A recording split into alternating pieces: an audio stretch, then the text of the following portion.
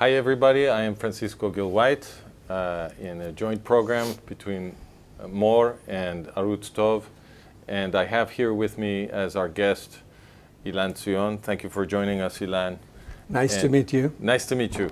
And I understand that you have been presenting some interesting arguments about the Supreme Court of Israel and the controversies surrounding the Supreme Court, which have been so divisive for Israeli society. And my audience in More doesn't really have too much of an understanding of what these controversies have been about. So if you would be so kind, I would like to ask you first to give us a quick historical recap of what Aaron Barak and others in the top of the legal structure of Israel have done over the years to sort of change the power of the Supreme Court. Could you explain that to us? Well, I'll try, because it's quite complicated, this notion. Well, let's say that the idea of Aaron Barak, which was the head of the Supreme Court for many years, is that Israel is not anymore a Zionist country. This is something that should be understood. What does he mean? Well, he called that, there's a name for that. This is a citizen of, this is a country or state of all its citizens. This means that all the citizens of Israel are really totally equal, even though this country was formed as a state for the Jews in order to run away from all the Holocaust and everything. So, although Israel fought for its independence and really many people sacrificed their lives for that, came Aaron Barak and said, well, this is not a Zionist country anymore. This is a state of all its citizens, and this means total equality, and this means many, many things. Now, the real issue with Aaron Barak, that he really invented the Supreme Court in his form. He gave the Supreme Court its DNA. Now, the Supreme Court is like a machine now, which just like it's a group, a machine that just makes these ideas true. Come true, and because of that, you can see many decisions of the Supreme Court, like letting Muslims enter Israel, changing the demographic balance against the Jews. Now the situation becomes very dangerous because of that. And this is something that you cannot fight, because it seems like something that's really true, and you cannot really, because the Supreme Court says that. So this is like the legal truth, okay? But it's not. So if I understand you correctly, the situation that Aaron Barak has created is one where legal truth is sort of created by his opinion? Is that what you're saying? That's exactly the situation. This is like, let's say, like in Islam, Muhammad. Muhammad in Islam is like Aaron Barak in the Israeli legal system. It's exactly, he gave them the DNA, because he's such a charismatic and powerful person, and he was admired really by the judges themselves. So he just wrote a lot of verdicts, things like that, which says these notions, explain these notions, and everybody took them, and that became a part of the Israel legal truth.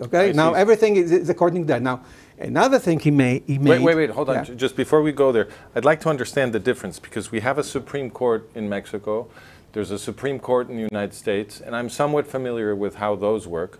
What happens there is you may have a legal controversy, right? So you have two sides with two different interpretations of what the Constitution is supposed to be saying. And so if the controversy cannot be resolved in the lower courts, it goes all the way up to the Supreme Court, and then the Supreme Court agrees to hear the case, and then the judges in the Supreme Court analyze the controversy, they hear the arguments on both sides, and then they decide who is right. And once they make that decision, then that becomes law, right? Well, in Mexico, you need several decisions in the same direction for it to become jurisprudence, for it to become new law. But you need that process of controversy and comparing to the Constitution so that the Supreme Court can make new law. What happens here? In Israel, the Supreme Court is much stronger than the Supreme Court in Mexico or in the United States. It is so powerful that it became a sovereign now. what happened is that the Supreme Court just stripped the parliament and the government from all its powers. Now all the powers lay in the hands now of the judges. They have some kind of, they call it, there is a post in Israel called the legal advisor of the government. But the legal advisor of the government is not a legal advisor. It's like a legal dictator. I see. Which dictates beforehand what the judges want the government and the parliament to do. Okay, it's unbelievable. There is no law now in Israel which can be passed without the authorization of this legal advisor. So it's unbelievable. Israel is a dictatorship, a legal dictatorship. So the legal advice. So if the Knesset creates a new law, the legal advisor to the government will decide whether the law is valid or not? Yeah, if it can be passed, not valid. If it even can be passed. If it can be voted on. Yeah, voted on. And now, and in the end, if it's possible for the Supreme Court to abolish the law again after it's passed. Now, the Supreme Court also took the powers to change the Constitution as he wants. Now, the power to write the Constitution is in the hands of the Supreme Court. It's unbelievable. But does Israel have a constitution then? No, Israel doesn't have a constitution, but still, everybody speak about constitution. So what is that? Constitution is something that they're called let's call basic laws. I know the exact word in English, basic law. The basic law are stronger than normal laws. And the Supreme Court can abolish even basic laws. Before he couldn't do that. Because of Aaron Barak and his, let's say, revolution, legal revolution, when he took all the powers from the government and the parliament, now the power is in their hands to abolish any law, any constitutional law. It doesn't matter. So, and even they can intervene in the elections. Okay, for example, they can decide whether a person can run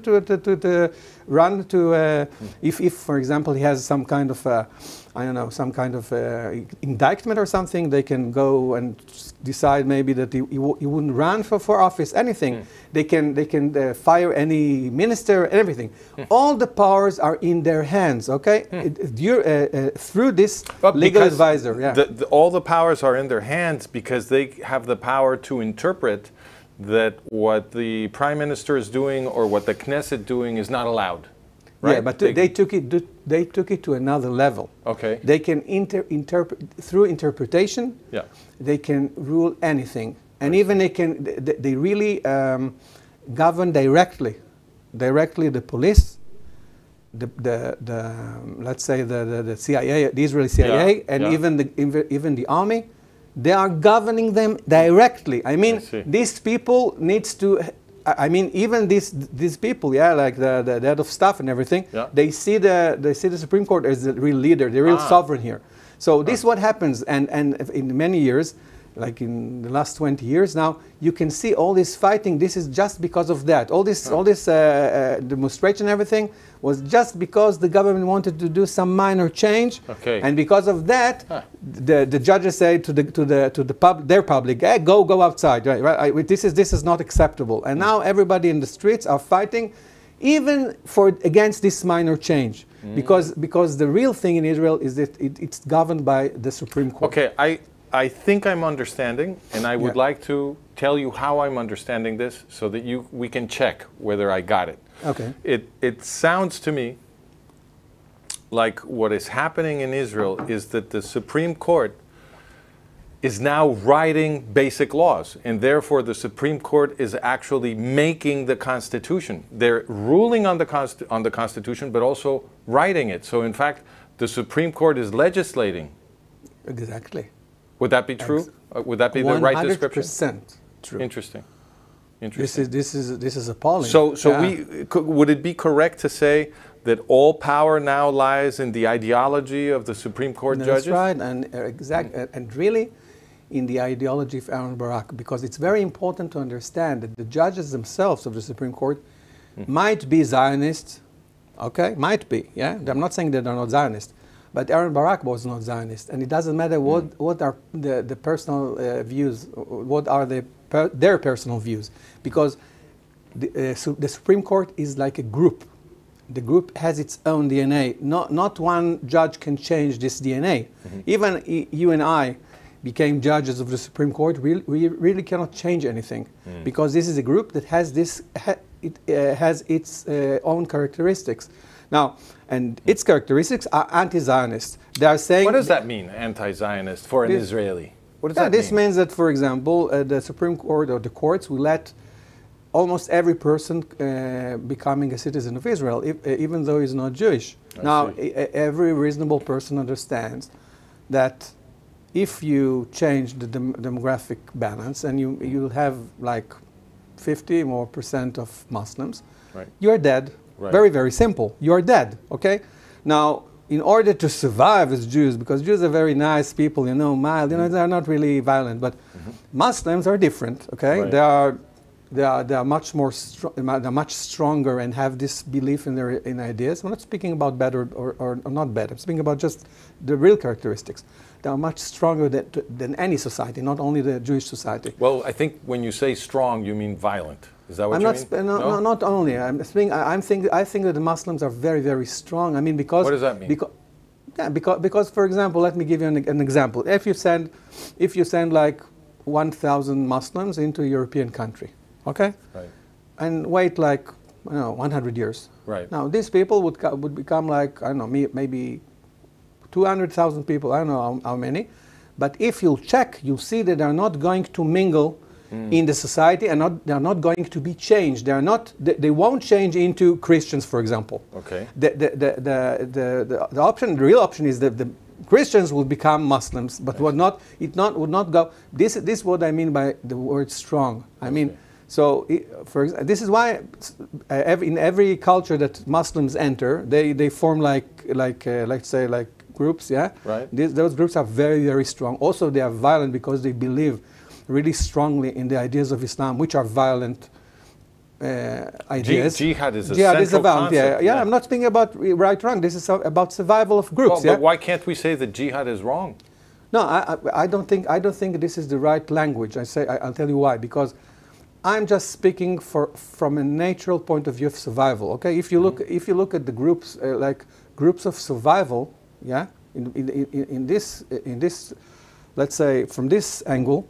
So the question is, who survives the best? Right. Now, if you look like Muslim became from the 7th century until today, it became from 1 person to 2 billion person almost, and becoming it's expanding all the time. And if you look at Judaism, which is more than 3,000 years ago, we are like 15 million people. So, and Christianity is much stronger than Judaism, but still it's weaker than Islam. This is why I think there are different ways of talking about strength, because it is also true, I mean, those numbers you reported are correct, but it's also true that if you go back, say, 2,500 years, there were many different cultures living in the planet at the same time as the ancient Jews. And most of those cultures have now disappeared, and the Jews are still here. So that's another measure of strength. So from that point, I think it's the same measure of scale, because you can look at it in the same scale. I'm not saying that Judaism is the weakest, yeah? Okay. Because there are other cultures which were weak, even weaker. I see what you're saying. But if you look at monotheism, monotheism is something that Judaism invented.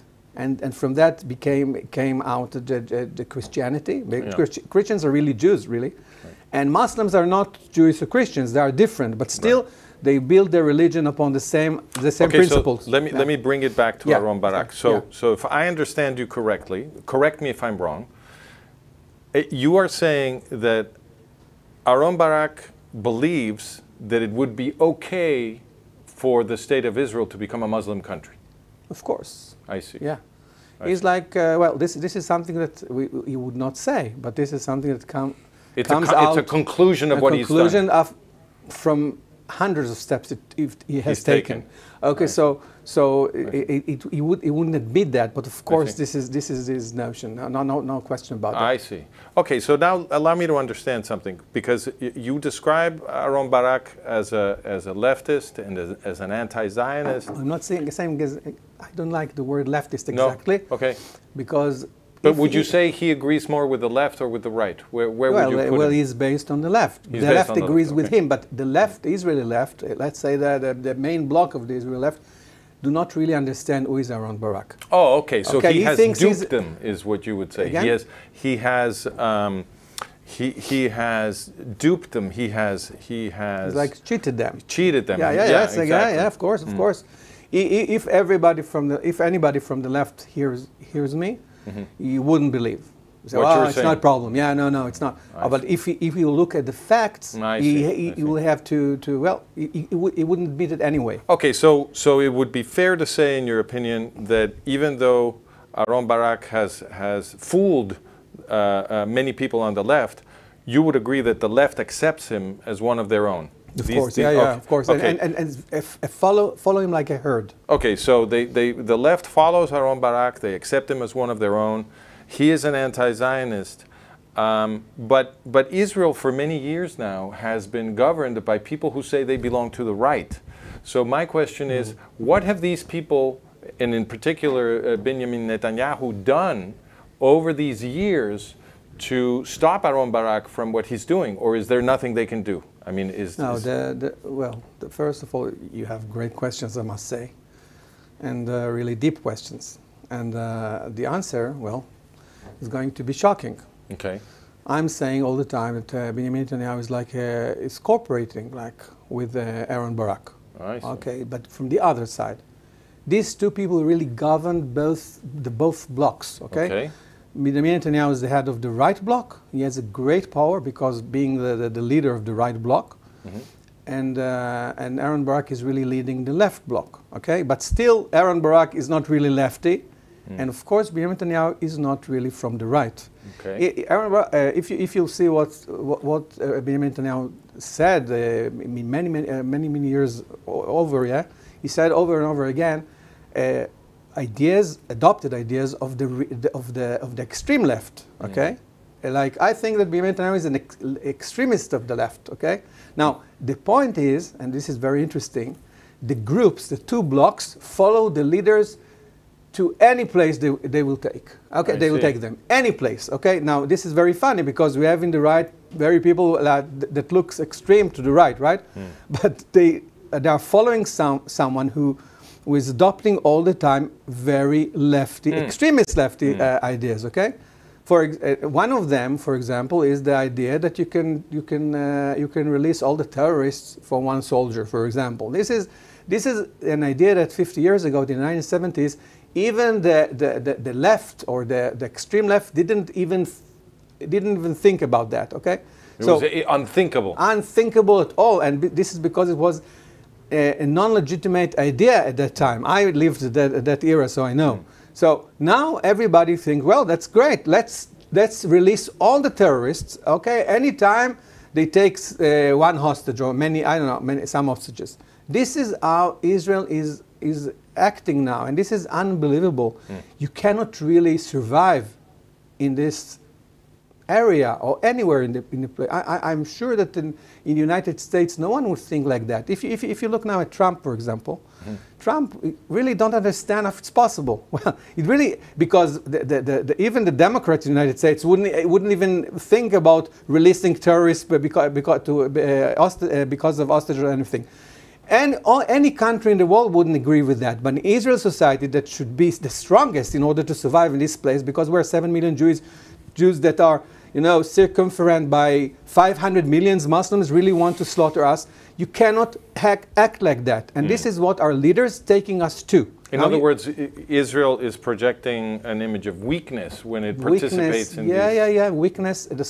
Israeli society is projecting an image of weakness, a real weakness all the time. That's very dangerous. Very, very dangerous. Very dangerous.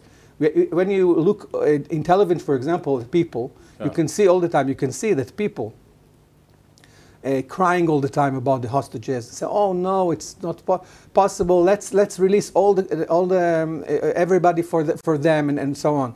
So this, of course, is not acceptable. You cannot survive in this place. And believe me, what's going to happen is that all the wolves around us feel that. They feel the blood. Now, it's only a question of time until they can do what they really want to do. Right. You cannot survive like that. This is something that we need to be changed. Otherwise, we cannot survive here. Okay, I have a question about your model. So if I'm understanding you correctly, you don't think that Aaron Barak and Bibi Netanyahu are really opposed to each other. Right. However, what we hear in the news, when we watch the news and we learn about what's happening in Israel and so forth, what we see is the Prime Minister saying that there are things he would like to do, but that Aaron Barak won't let him do that. And it looks like they are opposed, and the people on the streets seem like, there's a lot of people supporting what Netanyahu says that he wants to do to limit the power of the court, and then there are many, many people who are on the other side saying that any move by Netanyahu to limit the power of the court would be the destruction of Israeli democracy or something like that. And so it seems that there is a very strong opposition. Are you saying this is all theater? Well, it's more complicated. The truth is always not black and white, okay? Now, it's really, first of all, it's like a show for the people. This animosity, it's not really real, okay, between Netanyahu and Aaron Barak. They're pretending. Pretending, yeah. And also at the same time, they're enjoying that, because when you make these two blocks, fight each other, then the groups themselves become much more violent against each other, and then nobody thinks about what's going on. But why would Netanyahu and Barak want people fighting each other inside Israel? Why do they want that? This is a great question. I think this is somehow connected to their personalities. They are not Churchill. Okay, let's say Churchill, for example, was a great leader which really cared about his people. But there are some, let's say, cynical people. Many of them can get up to very high posts because of their cynicism. I won't say anymore. And because of that, they really don't really care. They care more about their stature, and about their future personally, Maybe some of them believe that are like gods. Now, so Aaron Barak thinks, well, I'm like a god. I'm just better than you. Okay, but I would decide it for you, okay? And then it's like he feels like immortal or something. Because he has so much power. Yeah, that's right. There are some people, very dangerous people, because of that. This is exactly what I'm saying. Okay, now, but the thing I don't understand is if these people are addicted to power, right, which is the model I'm hearing, how does it help Netanyahu have more power that Aaron Barak becomes the all-powerful Supreme Court judge who can tell Netanyahu what he can and cannot do? How does that help Netanyahu? Well, let's say that Benjamin Netanyahu is a person who sells everything. Sells? Sells, yeah. You sell everything. Everything. You just look. You can see that over and over again. So if he sees some very powerful side against him, well, he start to negotiate and sell them things. For example, Benjamin Netanyahu signed an agreement with the Supreme Court. It's unbelievable. This is only one in the world, Israel. In Israel, Benjamin Netanyahu has an agreement, written agreement with the Supreme Court that forbids him from touching the Supreme Court. In Israel, it's unbelievable. Yeah, you never heard about that. No. Yeah, nobody talks about the important things. Now, Benjamin Netanyahu cannot touch the Supreme Court by an agreement, written agreement. Have you ever heard about a country which the Supreme Court has a contract, written contract with the Prime Minister, which make them exterritorial?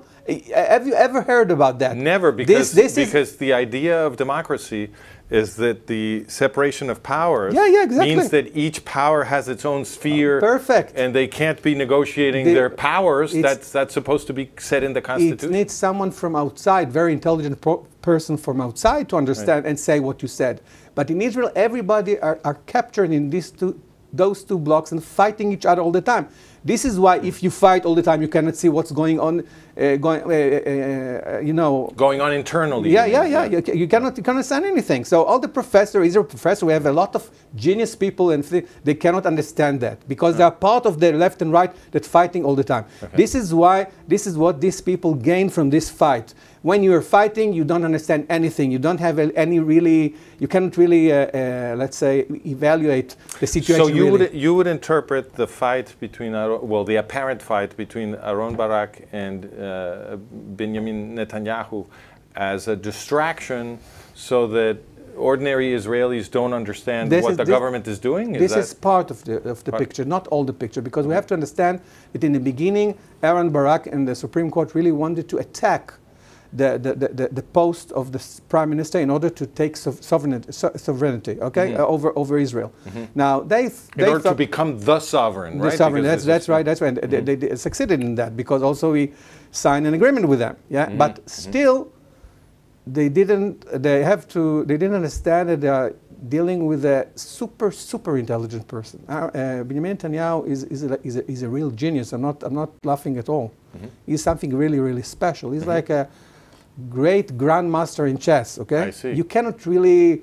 You can't outwit him. No, it's not possible. He can outwit anybody, even the legal system. Now, what happens that they think that they are ruling over him? Who? The Supreme Court. The Supreme Court, really. All the legal system. They are really the sovereigns here. They think they are sovereigns, but it's not exactly right because Benjamin Netanyahu is using its post, okay, and this kind of like a fight against them, this power, it's like balance of power like that, okay. And then he can maneuver Israel to anywhere he wants. Now he is doing this very intelligently.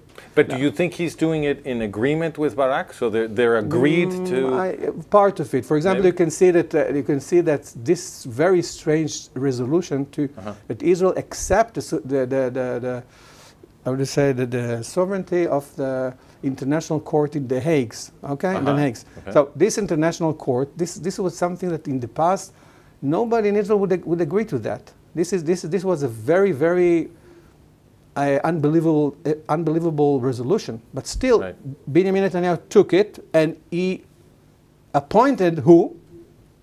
Aharon Barak to be a judge in the international.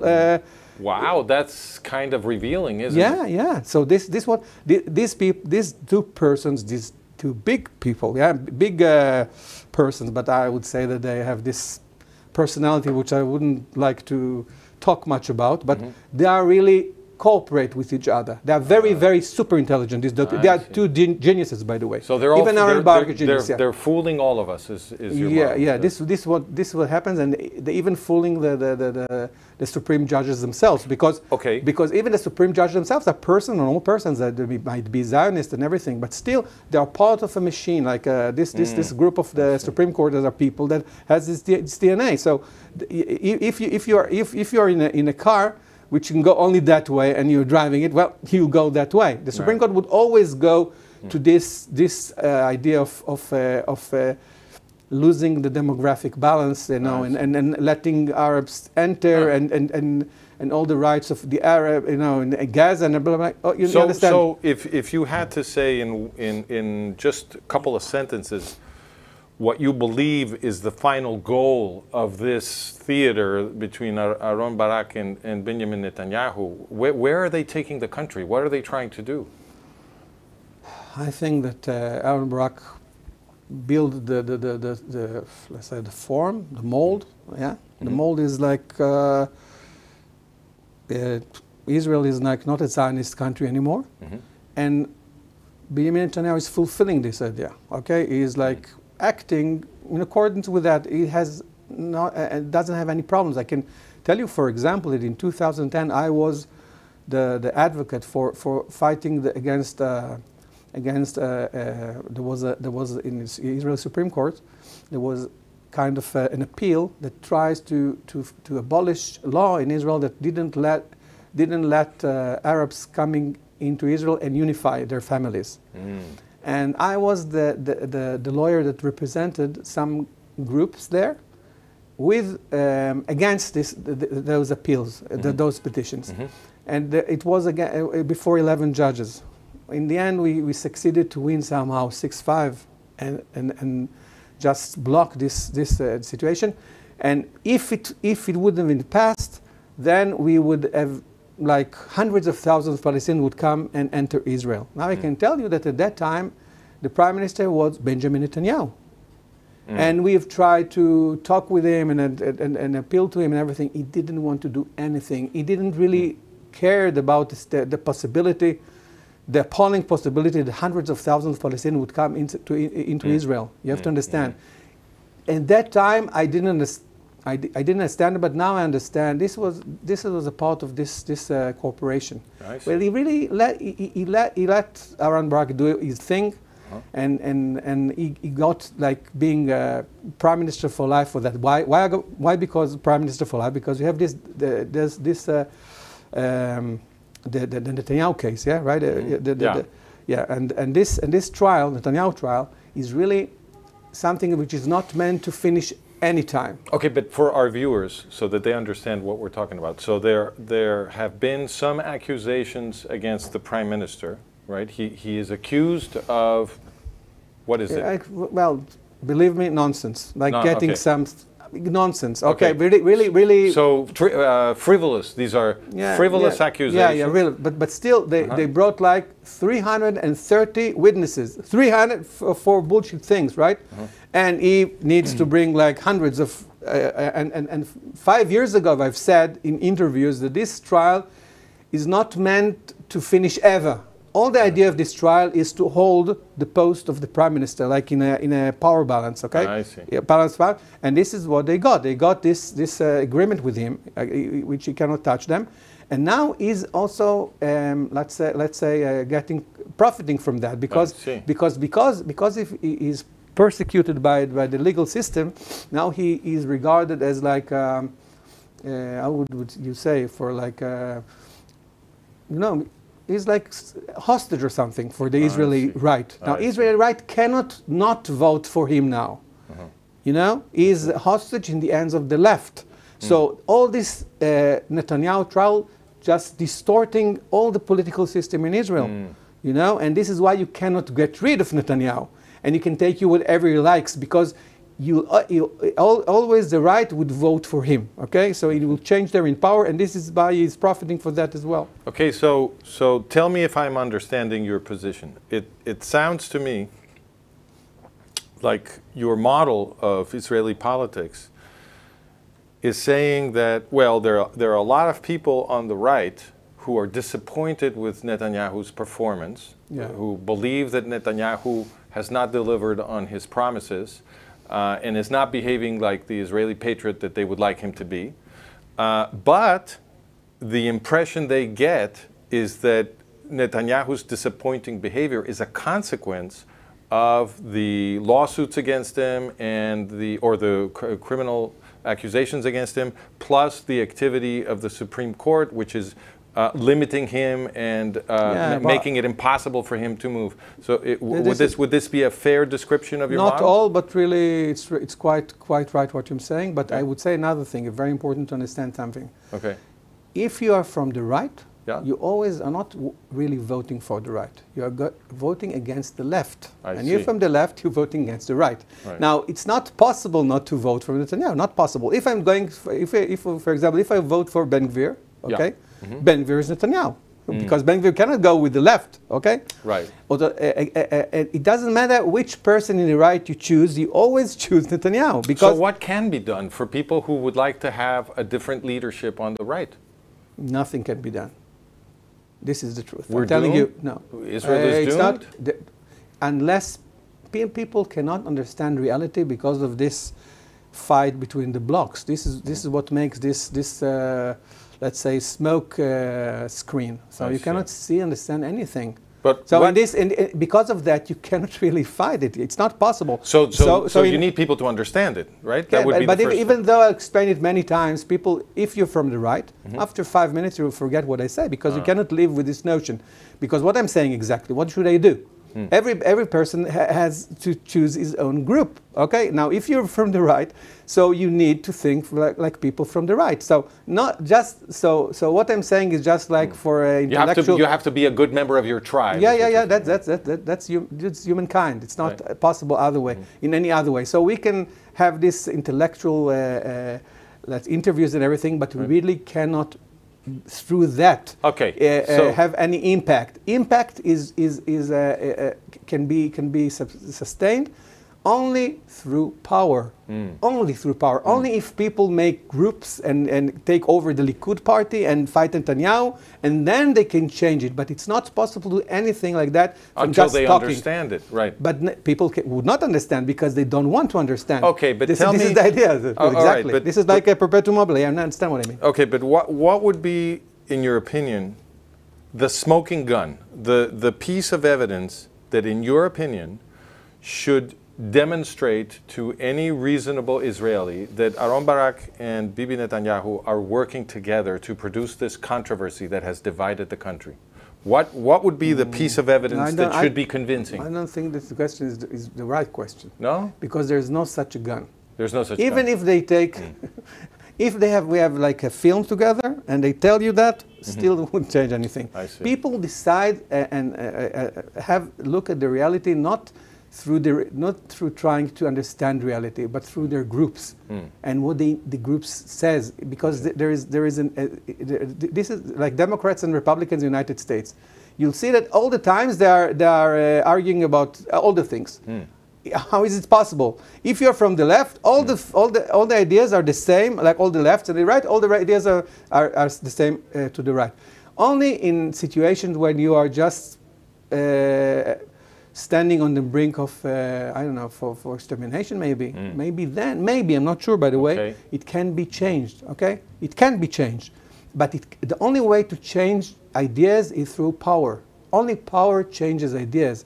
And as for example, the atomic bomb in Hiroshima changes the ideas of the Japanese in 2 seconds, yeah?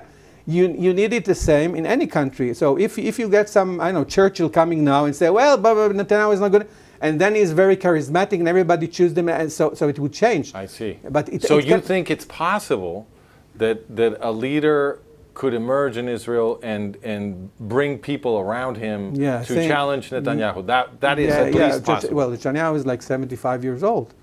And but maybe Israel cannot afford for him to get too old. I mean, it's a dangerous situation now. You understand it so well, I must say.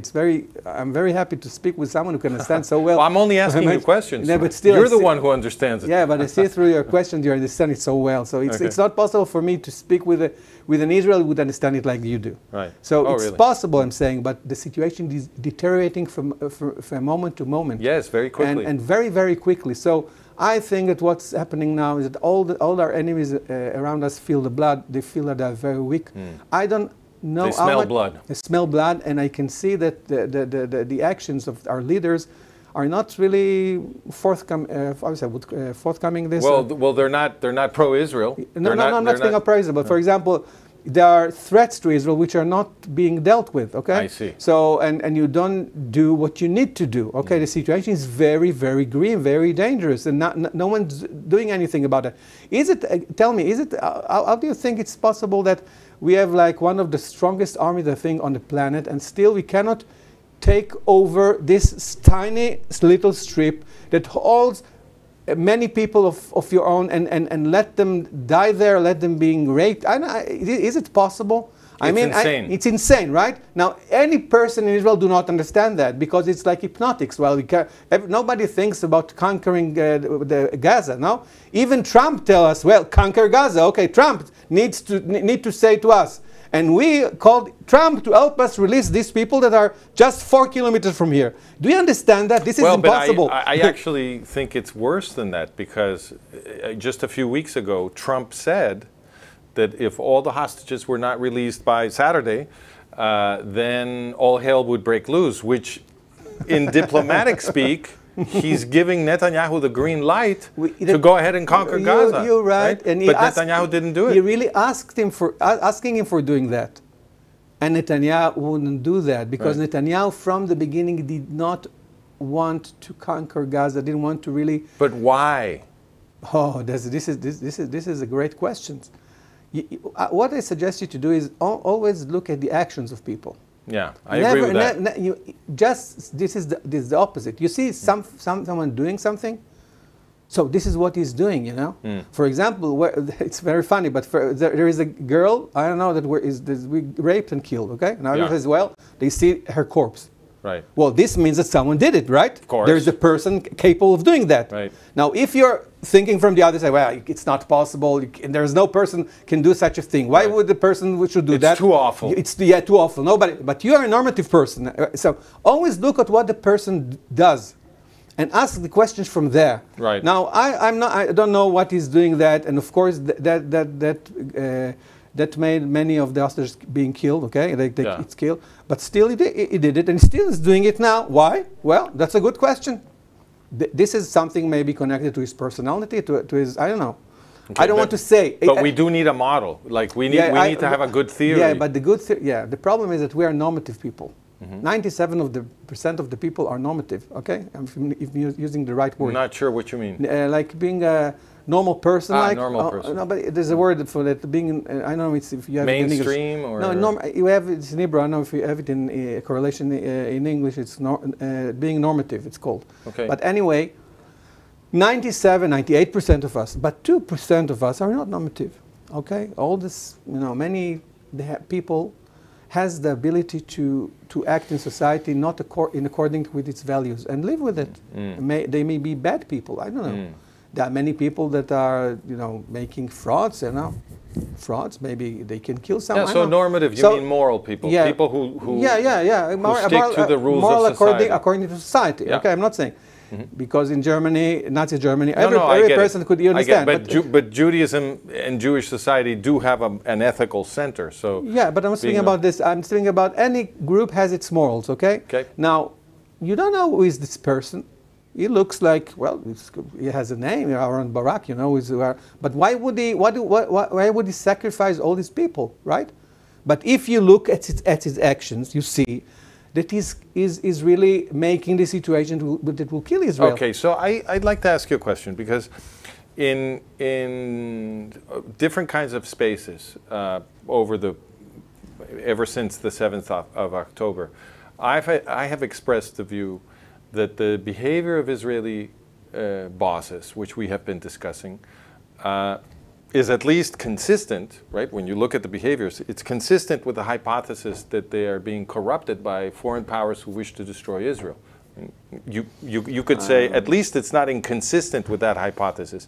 And in recent weeks, we have heard that there have been accusations here about Qatar paying people in the government to do stuff pro-Qatar. Now, Qatar is the country that attacked you on the 7th of October. They are the sugar daddies for Hamas, and they are the financiers of international and anti-Semitic jihadism. Every person is right. Every word you said, but I'm not. So if these accusations have merit, it seems like what I was saying is actually quite reasonable, that there's actually money coming from the people who want to destroy the Jewish state to change the behavior of the people running the Jewish state. That would be very serious. But this I would say is a theory of a normal person.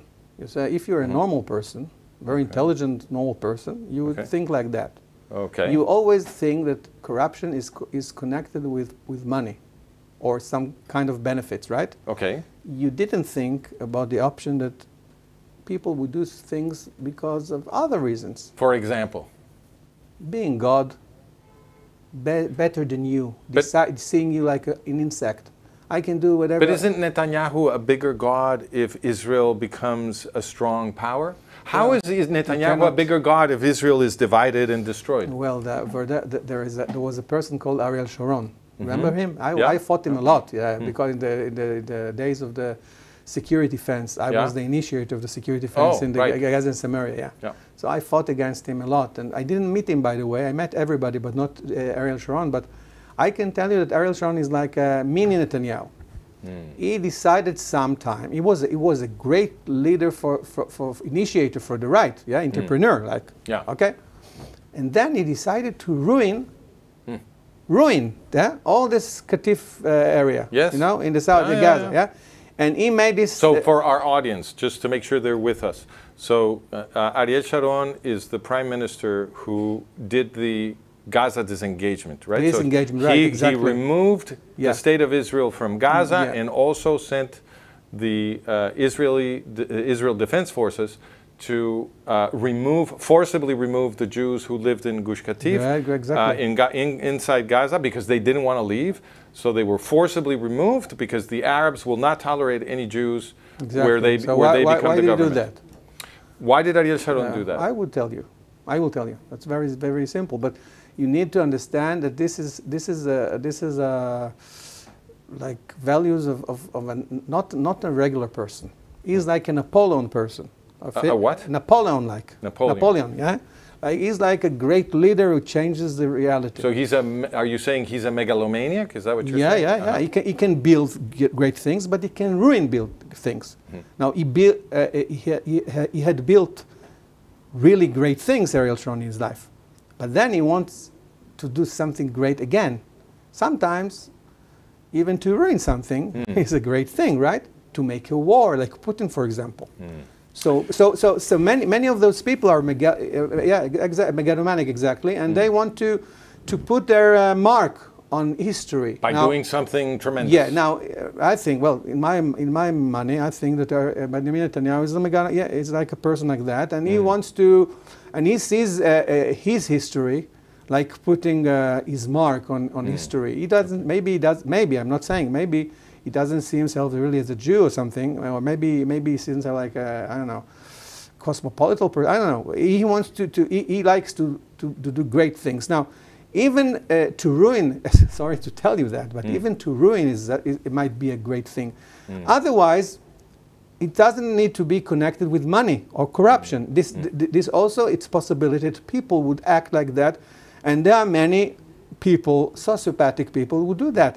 Now, I always do not look at the person, not give any marks. I'm looking at what he's doing. And if I'm checking Benjamin Netanyahu, I can see for many years. And I didn't like Netanyahu, but it wasn't against him. I was really against his trial, and I talked a lot for him, you know, in the television and everything. And also, I think his family really liked me. You know, I don't have anything personal against him. Personal. No, nothing personal. I'm just checking everybody and what they're doing. I'm just fighting for my people, right? Now, what I see is doing is totally illogical. Every move is to the wrong way, and I know that Benjamin Netanyahu is a super intelligent person. So these can't be mistakes. They're not mistakes. He understands better than anybody. I think the outcomes of what he's doing. So if I'm checking what he's doing, and I see one time again that he's doing maneuvers against the survival of the people, well, I ask this question. Now, this will be only intellectual interview, because no one can really grasp it, because they don't want to grasp it. You cannot change. It's too painful. No, you can. It's something that, well, if you're if you have this kind of belief about the world, you cannot accept things that contradict totally your basic belief of the world, because it can shake you. So you always try, even if you're from the left, you wouldn't believe me. Even if you're against Netanyahu, say, well, Netanyahu has problem with this trial, but wow, he's not a psychopath. No. Well, why not? Just look at what he's doing. Now, what I'm saying that because of this rivalry of the blocks, you can never. These people will never be revealed. They are always, be in the shadows. You wouldn't because you put your future in his hands. Look where he's taking you. Ilan, we're going to have to close this interview, but I would like to make one final question and put you on the spot a little bit. Is there any leader in Israel that you believe in? Anyone that you might support to lead a change in the right direction? A leader is made by being voted to. I mean, only if a person gets to power position, you can really check, fine. check on him. But who in Israel would you like to have power? That's my question. I would say that any person which is, first of all, really Zionist, yeah, they're willing to do not accept this defeatism, right? Which must be much. Somebody who wants to win. Yeah, not win. I'm not speaking about win. There are things you cannot do. Okay? You cannot release terrorists, for example. Okay. You have always to pay the price here. Okay, so someone paying the price, I'm not speaking about bombing Gaza. Right, bombing Gaza is not paying the price. Right. Conquering Gaza without destroying and giving these pictures all over the world, and that weaken you. Right. You can do it. You have to pay the price. And of course, you have to remember that you are part of a world with values. You cannot go against the world, because if the world decides to eliminate you, you are dead. It's very, very simple, and we are not very far from it, because the world really cannot really stand us anymore, really, except Trump maybe. But the Western world, and of course there are other countries, really cannot stand the way Israel is acting. We are on the time bombing, I know. They see that as bombing citizens and blah, blah. You have to pay the price. Paying the price is conquer the place. Ruling, you have to rule the Palestinians. You cannot let the Palestinians go around and get their arms and fight you. It's not possible. Your civilians, because you'll be dead. That's very simple. Then you need to pay the price. There is no other way. You have to rule them. So who, in your opinion, is that kind of person that if they had power in Israel, they would do this? Who is it? I don't see. First of all, if there is, surely there are people. They might not be in the political system now. Okay. They should come from the people, but still the problem is that no one speak like. Or no one is saying what I'm saying, so I don't really know. So only a person like Churchill, this is the person I can say. I read all these books and everything. Churchill type. I don't know. First of all, we need to get rid of all the leadership of October the 7th. Prime Minister Netanyahu, after what happened in October 7th, cannot remain 2 minutes in his office. Yeah, I mean, all you see the chief of staff and everybody now we're getting rid of them, but we need to. I mean, all this leadership, even so, all the people at the top. Yeah, right? They have to go. They have to go, and you need new people which believes in paying the price. Okay, paying really the price. But we don't know yet who these are. No, I don't know. No. Okay. Well, thank you very much. Thank you very much. This was a very interesting interview. I think I learned a lot. I learned a lot. Yeah, thank you very much. I want to thank our audience for joining us. Remember, this is a joint program between Mor and Arutz Tov. And those of you who are interested in finding our material on management of reality, you can go there by typing into your web browser managementofreality.com or franciscogilwhite.com. They'll take you to the same place.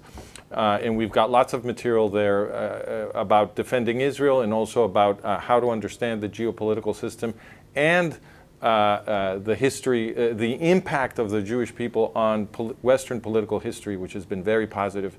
And once you understand that model, you get a better sense of why the fight going on in Israel right now is so important to all of us in the West. So thank you very much for joining us. Thank you again, Ilan, and I hope we can have more conversations in the future. Thank you.